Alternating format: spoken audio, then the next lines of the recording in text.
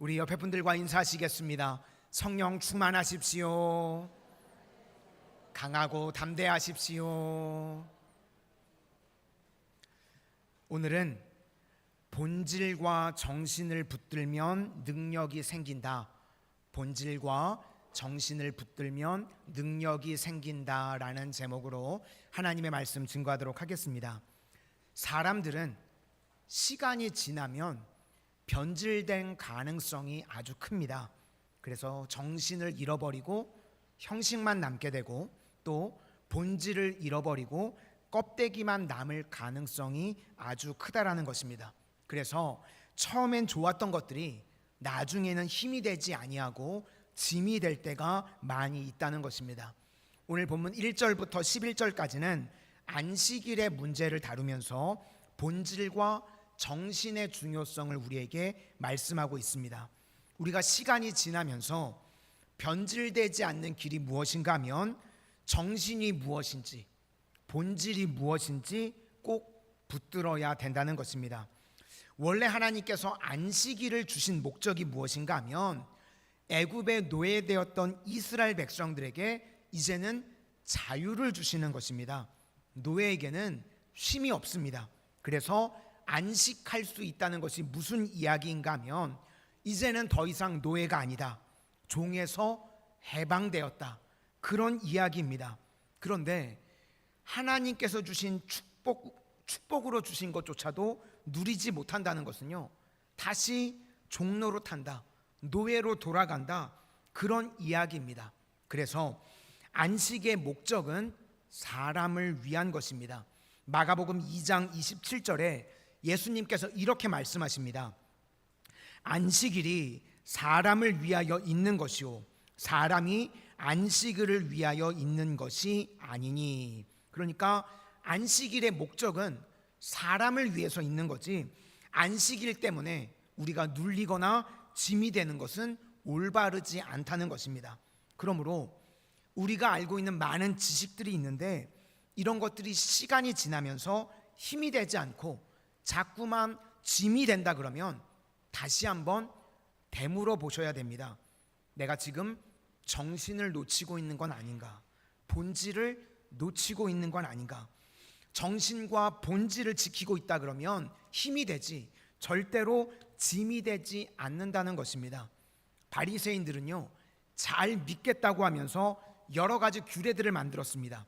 그 중에 제일 컴팩트한 것이 39가지 규례가 있습니다.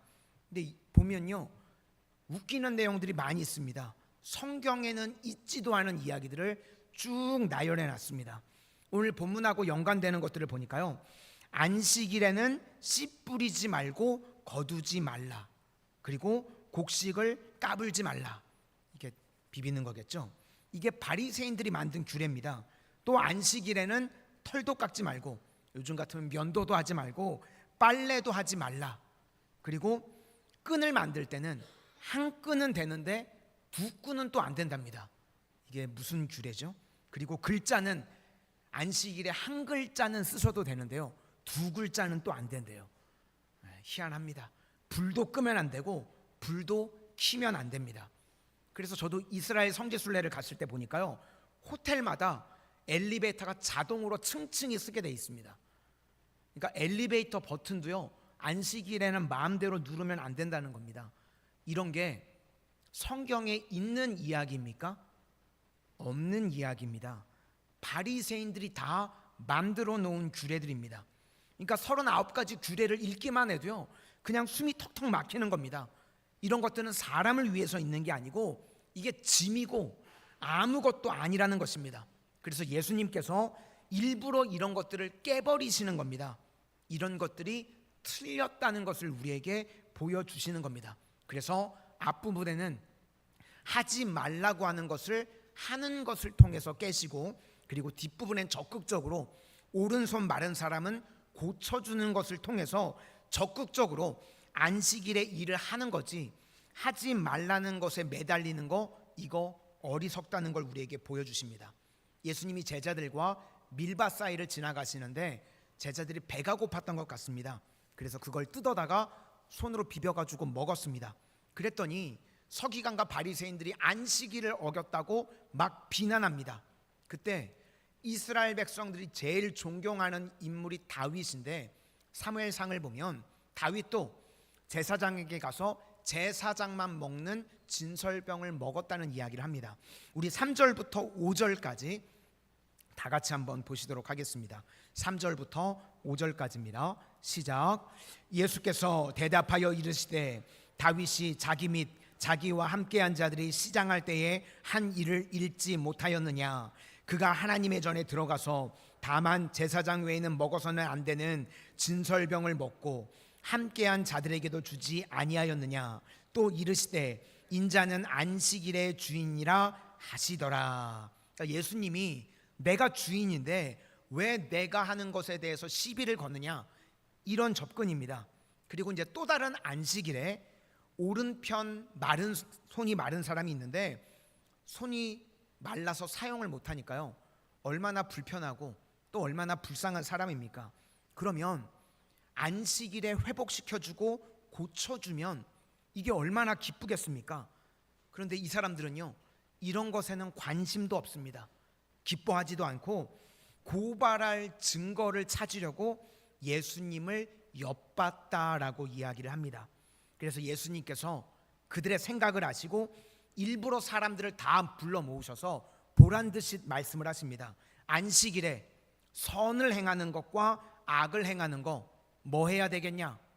당연히 선입니다. 또 그 다음에 생명을 구하는 것과 죽이는 거 뭘 해야 되겠냐? 당연히 살리는 거죠. 그런데 이 사람들이 대답을 안 합니다. 기분 나쁘다는 거죠. 그때 예수님께서 내 손을 내밀라, 그리고 치유해 주셨습니다.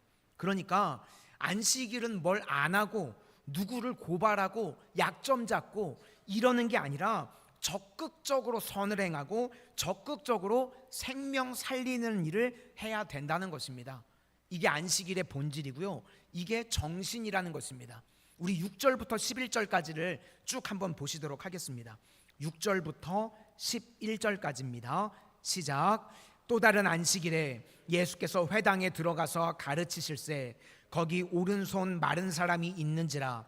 서기관과 바리새인들이 예수를 고발할 증거를 찾으려 하여 안식일에 병을 고치시는가 엿보니 예수께서 그들의 생각을 아시고 손 마른 사람에게 이르시되 일어나 한가운데 서라 하시니 그가 일어나 서거늘 예수께서 그들에게 이르시되 내가 너희에게 묻노니 안식일에 선을 행하는 것과 악을 행하는 것, 생명을 구하는 것과 죽이는 것 어느 것이 옳으냐 하시며 무리를 둘러보시고 그 사람에게 이르시되 내 손을 내밀라 하시니 그가 그리하매 그 손이 회복된지라. 그들은 노기가 가득하여 예수를 어떻게 할까 하고 서로 의논하니라. 그러니까 적극적으로 선을 행하고 사람을 살리는 것이 옳은 일인데 그들은 노기가 가득했고 다른 성경을 보니까 예수를 죽이려고 의논했다는 것입니다. 지금 여기서 관심사는요, 오른손 마른 사람이 치유받은 것에 대한 감격이 있어야 되는 겁니다. 그런데 그런 건 전혀 없고요, 예수가 안식일을 지켰냐 안 지켰냐 그러면서 예수님을 죽일 궁리를 하고 있더라는 것입니다. 종교가 타락하면요 이렇게 됩니다. 그래서 우리는 무조건 살리는 일로 가야 됩니다. 성도라고 그러면요 무조건입니다. 지금 이게 살리는 일인가 죽이는 일인가, 지금 이게 선을 추구하는 건가 악을 추구하는 건가, 본질을 볼 줄 아는 것, 그게 분별력입니다. 성령 충만하면 그게 보인다는 것입니다. 우리가 지금 새벽에 민수기를 살피고 있는데 민수기 5장에 보시면 남편이 아내의 불륜을 의심하는 내용이 나옵니다. 그때 의심의 소재를 하나님께 드리라는 겁니다. 의심의 소재를 통해서 의심을 해소하라는 겁니다. 의심이 해소돼야만 부부가 하나 될 수 있는 겁니다. 의심이 해소가 안 되면요 계속해서 분열이 일어납니다.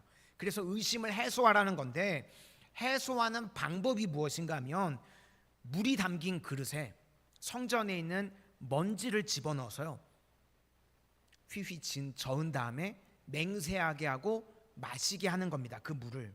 그러면 죄가 없으면 아무런 일도 안 벌어지고 만약에 범죄한 죄가 있다고 그러면 죽게 된다는 것입니다. 그러면 우리 성도님들 한번 생각해 보시기를 바랍니다. 물 그릇에 먼지 조금 집어넣고 그걸 내가 마시면 죽습니까? 안 죽습니까? 뭐 마셔봐야 하나요? 물론 더러워서 죽겠다 뭐 이런 분들 있을 수 있죠. 깔끔해가지고 나는 죽어도 못 먹어 뭐 그런 분들 계실 수 있는데 주로 안 죽습니다. 그런 물 마시고 죽는 거는요, 그게 기적입니다. 그러니까 이런 제도를 만드는 목적이 무엇인가 하면 의심을 해소해 주는 쪽으로 가라는 겁니다. 그리고 만약에 하나님께서 도저히 용서를 못 하시겠다고 하면 하나님께서 직접 개입하셔서 심판하신다는 겁니다. 물에 먼지를 타도요 죽을 수 있습니다. 그런데 그게 기적입니다. 그러니까 목적은 하나님께서 심판하시지 않는 한 의심을 해소하고 용서해 주는 쪽으로 가라. 이게 율법 정신입니다. 그러니까 우리가 모든 일을 할 때도요 이런 율법 정신을 가지고 나가야 된다는 것입니다. 그런데 악한 자들은요 똑같은 말씀인데도 이걸 어떻게 하는가 하면 물 그릇에 독약을 집어넣습니다. 그리고 내가 깨끗하다고 그러면 이 독약을 먹고도 죽지 않을 거고 만약에 죄를 지었다고 그러면 이거 먹고 죽는다고 이야기를 합니다. 그러면 독을 탄 물을 마시면 죽습니까? 안 죽습니까? 죽습니다. 이건 안 죽는 게 기적입니다. 똑같은 이야기도요 이걸 마시면 결백과 제약이 판가름 난다고 할 때 그것을 어떻게 디자인하는가 하면 그냥 살 수 있게 죽는 것이 기적인 것으로 디자인을 하는 사람이 선한 사람이고 예수님도 항상 사람을 살리는 쪽으로 가셨습니다. 그런데 똑같은 것이지만요 어떤 사람이 말대로 하면요 사는 게 기적인 게 있습니다. 주로 죽게 됩니다. 그걸 함정이라고 그럽니다. 우리 성도는요 그런 식으로 접근하면 안 된다는 것입니다. 교회 안에도 보면 믿음의 이름으로 가지고 나와서 결국 독약 타놓고 결백하면 산다 이런 식으로 접근하는 경우가 있습니다.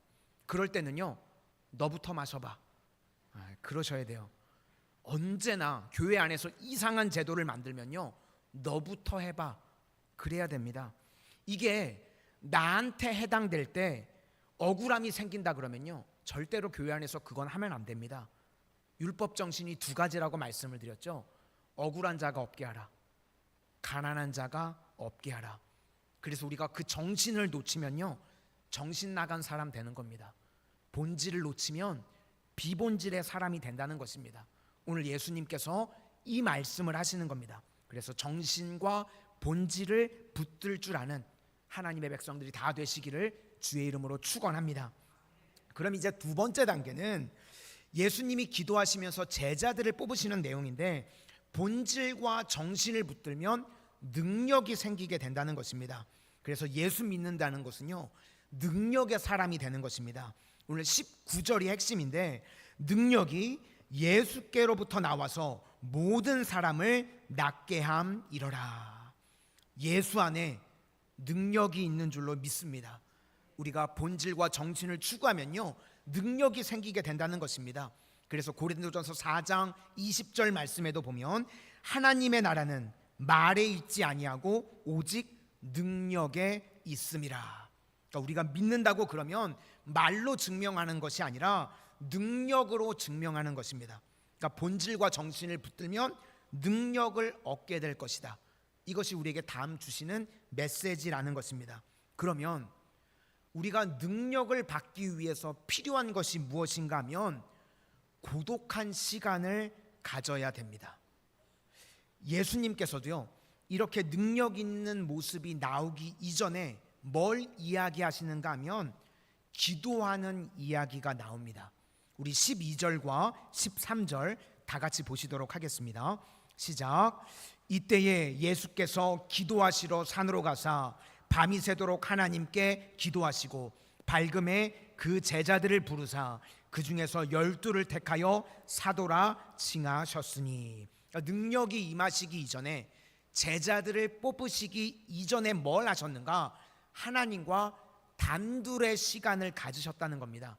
이걸 고독의 시간 또는 고독의 제자도라고 이야기를 합니다. 오늘 본문 12절부터 19절까지 내용을 가지고요, 헨리 라우엔이 삶의 영성이라고 하는 책을 썼습니다. 얇은 책인데요, 굳이 사서 보지는 않으셔도 될 것 같아요. 요약하면 세 파트로 되어져 있는데, 1단계가 고독의 제자도, 이건 하나님과 단둘이 시간을 갖는 영성입니다. 고독의 제자도, 여기서 우리가 능력을 받는다는 겁니다. 두 번째 단계는 공동체의 제자도, 이제 우리가 능력을 받았으니까 사람을 향해서 나아가는 것입니다. 이것은요, 서로의 약함을 받아들이는 영성입니다. 그러니까 하나님을 만나서 먼저 능력을 받고 그 다음에 공동체를 향해서 나아가면 서로의 약함을 받아들이는 훈련을 하게 되는 겁니다. 우리가요, 서로의 약함을 받아들이지 않으면 어떻게 공동체를 이룰 수 있겠습니까? 그래서 서로의 약함을 보면서요, 받아들이는 훈련을 하는 겁니다. 그리고 세 번째 단계는 사역의 제자도입니다. 우리 사역의 자리는요, 잘난 곳, 높은 곳, 그런 곳이 아닙니다. 고통의 자리를 찾아가는 영성이라는 것입니다. 우리의 사역지가 어디인가 하면 고통이 있고 어려움이 있는 곳입니다. 그곳을 향해서 나아가는 영성입니다. 이렇게 세 가지 내용이 오늘 12절부터 19절까지를 요약한 것입니다. 고독의 제자도, 그리고 공동체의 제자도, 그리고 사역의 제자도. 예수님이 지금 그렇습니다. 능력 받으시는 것이 어디인가 하면 고독의 제자도입니다. 하나님과 단둘이 갖는 시간. 하나님을 만나게 되면요, 우리가 중심이 생깁니다. 중심이 있는지 없는지를 어떻게 아는가 하면, 하나님을 만난 것으로 신앙생활을 하는 사람들은요, 중심이 흔들리지 않습니다. 그런데 사람 쳐다보고 사람의 인정이든 사람의 칭찬이든 이런 것에 뿌리를 둔 사람들은요, 항상 요동치고 흔들리게 되어 있습니다. 중심이 있는지 없는지는 많이 줘보면 압니다. 많이 줬는데 막 헷갈리면 중심이 없는 겁니다. 물질도 그렇고요, 고난도 그렇습니다. 중심이 있으면 아무리 어려움이 있다고 할지라도 흔들리지 않고 일들을 해냅니다. 우리나라 초대교회, 이제 초창기 때 선교사님들이 우리나라에 복음을 증거하러 들어오셨는데, 당시 원리가 있었습니다. 강점으로 일하자. 그래서 여러 나라 선교사님들이 모였는데 중복되지 않도록 지역을 할당을 했었습니다. 추운 캐나다 쪽에서 온 선교사님들은요, 함경도 쪽을 주로 전도를 하셨습니다. 그 다음에 호주 선교사님들은요, 따뜻한 곳에서 복음 전한다 그래서 주로 밑에 쪽, 특별히 전라도 쪽으로 많이 가셨습니다. 그리고 그 당시에 미국의 북장로교회가 교세가 커서요, 평안도와 경상도를 주로 맡았다고 합니다. 그런데 경상도는요, 당시에 너무너무 안 믿더라는 겁니다. 우린 경상도는 아니죠? 아무리 전도를 해도요, 당시에 너무 안 믿더래요. 선교사님들도 사람이잖아요. 그러니까 안 믿는 곳으로 잘 안 가려고 그러는 겁니다. 꺼리는 겁니다. 자기들도 열매가 눈에 보이고 그래야 힘도 나고 기분도 좋고, 그러니까 그 당시에 선교사님들이 다 어디로 몰렸냐면 평안도 쪽으로 몰렸답니다. 그냥 거긴 전도만 하면 막 예수님 믿으니까. 그래서 평양이요, 동방의 예루살렘으로 불릴 정도로 평안도는요, 엄청난 부흥이 일어나게 됐답니다.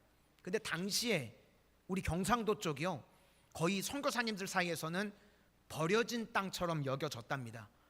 변화가 안 되니까. 그런데 언제 부흥이 일어나기 시작했는가 하면 이 일제시대 때죠.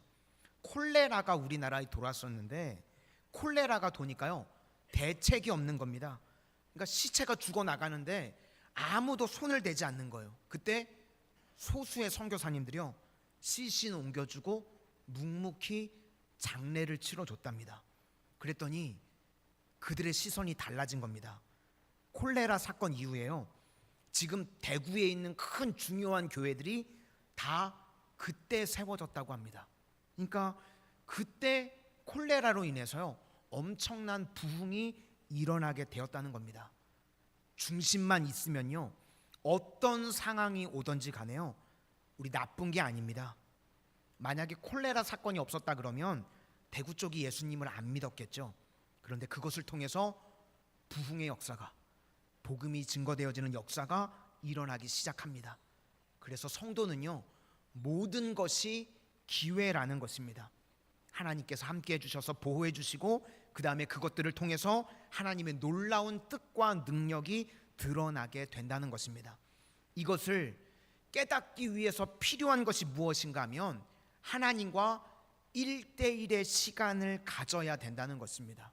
우리 인생 가운데 하나님께서 우리를요 고독하게 만드실 때가 있습니다. 홀로 있게 만드실 때가 있습니다. 그때는 우리 성도님들 홀로 계셔야 됩니다. 그 시간에는요 주님을 만나는 시간입니다. 그런데 마귀가 제일 싫어하는 것이 무엇인가 하면 성도가 홀로 있는 걸 너무너무 싫어합니다. 왜 그런가 하면 하나님을 만나게 될까 봐. 그래서요 고독하지 못하게 만들려고요 자꾸 무언가를 하게 만듭니다. 뭐 그냥 TV라도 보게 만듭니다. 그래서 우리 성도님들 고독하실 때는요 TV도 보시면 안 돼요. 그냥 고독하게 계셔야 됩니다. 하나님과 만나자고 단둘의 영성을 기르라고 기회를 주시는 건데요 자꾸 뭐 전화해서 사람 만나고 넷플릭스 오징어 게임 보시고 그럼 오징어 되는 거예요. 그러시면 안 돼요. 힘들고 고독할 때는요 눈물 흘리면서 그때가 주님을 만나는 시간입니다. 그래서 저는 개인적으로 새벽에 일어나면 참 고독합니다. 그래서 새벽이 좋은 겁니다. 그 고독의 시간이 하나님을 만나는 시간이기 때문에. 그래서 기도가 잘 되고요 말씀이 흡수가 됩니다. 하나님 앞에서요 우리 모두 이런 고독의 시간이 필요합니다. 그런 시간이 없으면요 영성이 메마르고 능력이 없다는 것입니다. 오늘 주님께서는 자발적으로 고독의 시간을 갖습니다. 우리에게도요 이런 고독의 시간을 통해서 하나님의 능력을 체험하는 은혜의 성도님들이 다 되시기를 축원합니다. 그러면 능력이 임하고, 능력이 임하면 어떤 일들이 벌어지게 되는가? 남녀노소 빈부 귀천이 다 모이게 된다는 것입니다. 17절부터 19절까지를 보시겠습니다. 시작. 예수께서 그들과 함께 내려오사 평지에 서시니 그 제자의 많은 무리와 예수의 말씀도 듣고 병 고침을 받으려고 유대 사방과 예루살렘과 두로와 시돈의 해안으로부터 온 많은 백성도 있더라. 더러운 귀신에게 고난받는 자들도 고침을 받은지라. 온 무리가 예수를 만지려고 힘쓰니 이는 능력이 예수께로부터 나와서 모든 사람을 낫게 함이러라. 많은 무리가 모이고 말씀 들으려고 그러고 병 고침을 얻고, 이걸 지역적으로 보면 유대 사방과 예루살렘과 두로와 시돈이라 그랬는데 여긴 잘 사는 지역입니다. 이게 우리는 지명이 별로 와닿지를 않는데 병들고 못 배우고 힘든 사람들도 모였을 뿐만 아니라 유대 사방과 예루살렘과 두로와 시돈이라 그러면 이게 우리 지역으로 하면 뭐 압구정동에서도 나오고 청담동에서도 나오고 이렇게 여러 사람들이 다 모였다는 겁니다. 이게 능력이라는 것입니다. 일부분만 모인 게 아니라 구분이 없이 다 모여서 예수님께 능력받고 회복이 되더라는 것입니다. 우리가 능력이 왜 필요한가 하면 능력은 내 힘이 아닙니다. 하나님께서 주시는 능력입니다. 성령의 능력입니다. 이사야 60장 22절 말씀에 그 작은 자가 1000명을 이루겠고 그 약한 자가 강국을 이룰 것이라. 저는 이 말씀이 꿈입니다. 우리는요 약해도 괜찮습니다. 작은 자가 1000명을 이룬다는 것입니다.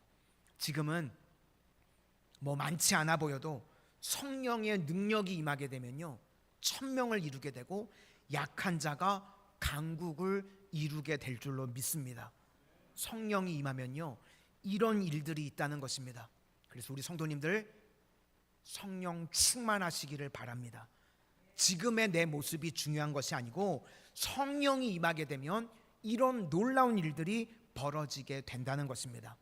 혹시 오늘 예배드리는 성도님들 가운데 마음이 허전하고 혹 답답하신 분들 계십니까? 창세기 13장에 보면 아브람과 조카 롯이 갈라집니다. 그래서 아브람이 조카에게 이야기를 하죠. 내가 우하면 나는 자하겠고 내가 좌하면 나는 우하겠다. 아마 삼촌이 조카한테 이렇게 이야기했을 때는 그래도 삼촌이 먼저 고르세요, 이렇게 이야기할 줄 알았던 것 같은데 이 조카가 싸가지가 없어요. 자기가 먼저 좋은 쪽을 치고 나갑니다.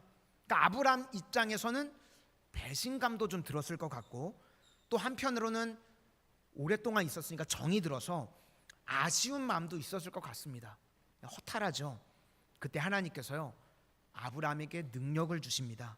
아브람을 부르셔서 창세기 13장 14절을 보니까 북쪽과 남쪽 그리고 동쪽과 서쪽을 바라보라. 보이는 땅을 내가 너와 내 자손에게 주리라. 이것이 하나님이 주시는 능력입니다. 그래서 때론 우리 인생 가운데 고독도 하나님이 주시는 것입니다. 어떨 때는 내 인생 가운데요 아쉬움, 허전함, 허탈감, 의기소침. 어떻게 인간이 의기소침하지 않을 수 있겠습니까?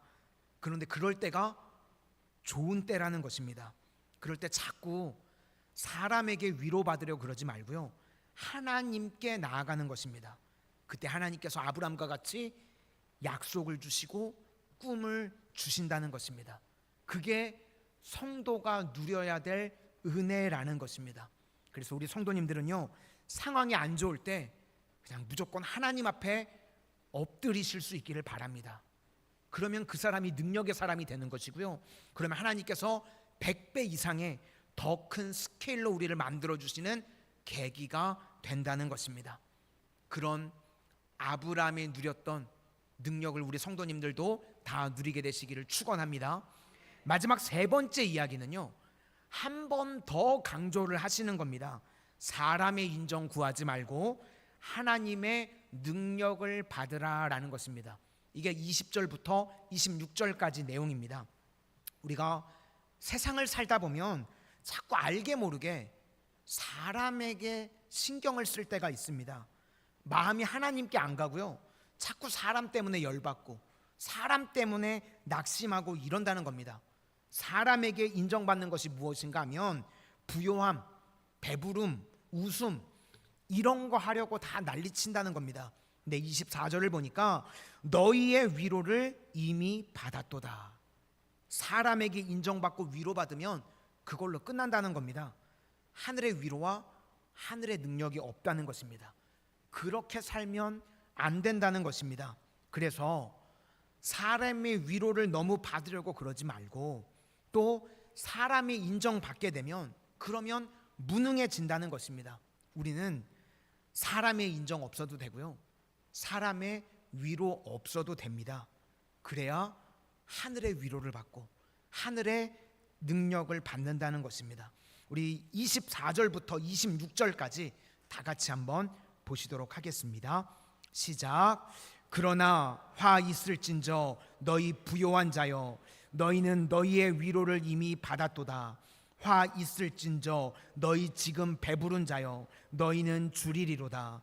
화 있을진저 너희 지금 웃는 자여 너희가 애통하며 울리로다. 모든 사람이 너희를 칭찬하면 화가 있도다. 그들의 조상들이 거짓 선지자들에게 이와 같이 하였느니라. 그러니까 자꾸 사람 쳐다보면 안 된다는 것입니다. 우리가 능력을 받았습니다. 그러면 지속적으로 능력을 받기 위해서 해야 될 일이 무엇인가 하면 주만 바라보는 것, 그게 필요하다는 것입니다. 그런데 우리는 하나님 앞에 인정받기보다는 자꾸 사람에게 증명하고 싶은 마음이 있다는 것입니다. 우리가 앞부분에서도 살폈었는데 예수님께서 이제 공생에 사역하시기 전에 시험을 당하셨죠. 시험 받는 내용들이 무엇입니까? 돌이 떡이 되게 만들어봐라, 성전 꼭대기에서 떨어져 봐라, 이게 다 사람에게 인정받고 사람에게 증명하는 것입니다. 사람들이요, 그런 걸 자꾸 요구한다는 겁니다. 예수님이 십자가에 달리실 때도요, 야, 너는 남은 구원하면서 너 자신은 구원하지 못하냐? 하나님의 아들이라며 십자가에서 내려와 봐라, 내려와 봐라. 이게 다 무엇인가 하면 증명하라는 겁니다. 저 같으면요, 내려왔습니다. 그래서 그렇게 이야기한 사람 다 옥수수 털어버리고 다시 주섬주섬 십자가에 올라가서 엘리 엘리 라마 사박다니. 그러면 이렇게 하면요, 뭐 명분도 없고 실리도 없고 좋을 것 같습니다. 그런데 이렇게 되면 이게 다 뭐죠? 인간에게 증명하는 겁니다. 예수님은요, 절대로 그렇게 안 하십니다. 그러니까 예수님께서 이런 것들을 다 이기셨던 이유가 무엇인가? 내가 왜 사람이 증명이 필요하냐? 그러는 겁니다. 우리도 능력 받고 난 다음에요, 유혹에 빠지는 사람들의 특징이 무엇인가 하면 사람에게 자꾸 인정받으려고 하는 겁니다. 우리는요, 이미 하나님께 인정받은 존재들입니다. 내가 너를 기뻐하노라, 내가 너를 사랑하노라. 탕자가 자신의 집으로 돌아올 때요, 아버지가 뭘 해서 기뻐한 게 아닙니다. 아들이 돌아온 것만으로 기뻐한 것입니다. 우리 성도님들도요, 세상의 인정, 세상의 칭찬, 세상의 증명으로 살지 마시기를 바랍니다. 이미 하나님의 자녀로요, 우리가 인정받았습니다. 그리고 하나님께서 기뻐하시는 인생을 살아가실 수 있기를 소망합니다.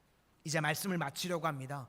오늘 내용은요, 본질과 정신을 붙들라는 것입니다. 그렇게 되면 우리 삶에 능력이 임하게 된다. 그 다음에 능력을 계속해서 유지하는 방법이 무엇인가 하면, 마귀는요, 좋은 것을 계속해서 놔두지 않습니다. 그래서 자기 증명하고 사람의 인정과 사람의 위로를 받으라고 그럽니다. 우리가 그런 쪽으로 가면요, 다 깨져버리는 것입니다. 다시금 주님 바라보고 세상에 위축되지 말고 나는 사랑받는 존재라는 확신을 가지고 담대히 나아가라는 것입니다. 그런 승리가 있는 주의 종들이 다 되시기를 주의 이름으로 축원합니다.